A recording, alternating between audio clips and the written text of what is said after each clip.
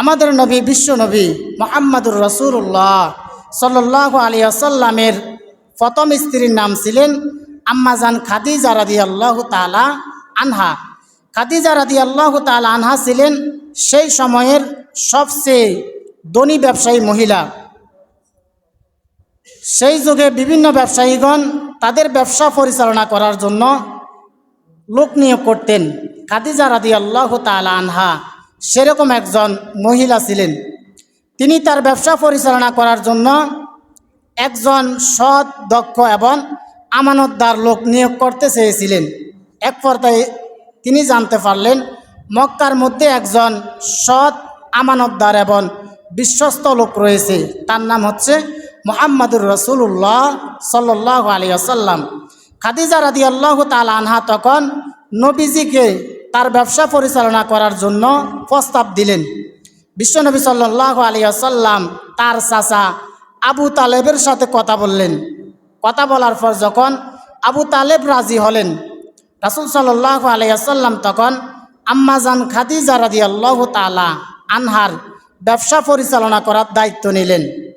এক পর্যায়ে নবীজি খাদিজা রাদিয়াল্লাহু তাআলা আনহার গোলাম মাইসারাকে সাথে নিয়ে সিরিয়ার উদ্দেশ্যে রওনা করেন।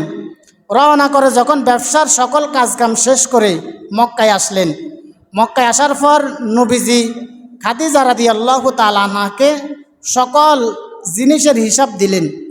হিসাব দেওয়ার পর দেখা গেল খাদিজা রাদিয়াল্লাহু তাআলা আনহা এত বেশি লাভবান হয়েছেন, ইতিপূর্বে কখনো তিনি এত বেশি লাভবান হন নাই। সুবহানাল্লাহ। খাদিজা রাদিয়াল্লাহু তাআলা আনহা নবীজির সত্যবাদিতা, আমানতদারিতা এবং চারিত্রিক মাধুর্যতায় মুগ্ধ হয়ে খাদিজা রাদিয়াল্লাহু তাআলা আনহা তার বান্ধবী নাফিসার মাধ্যমে নবীজিকে বিয়ের প্রস্তাব দিলেন। নবীজিকে যখন বিয়ের প্রস্তাব দিলেন, নবীজি তখন তার চাচা আবু তালেবের সাথে কথা বললেন। কথা বলার পর তাদের উভয় পরিবারের সম্মতিক্রমে রাসূল সাল্লাল্লাহু আলাইহি ওয়াসাল্লাম খাদিজা রাদিয়াল্লাহু তাআলা আনহাকে বিয়ে করলেন।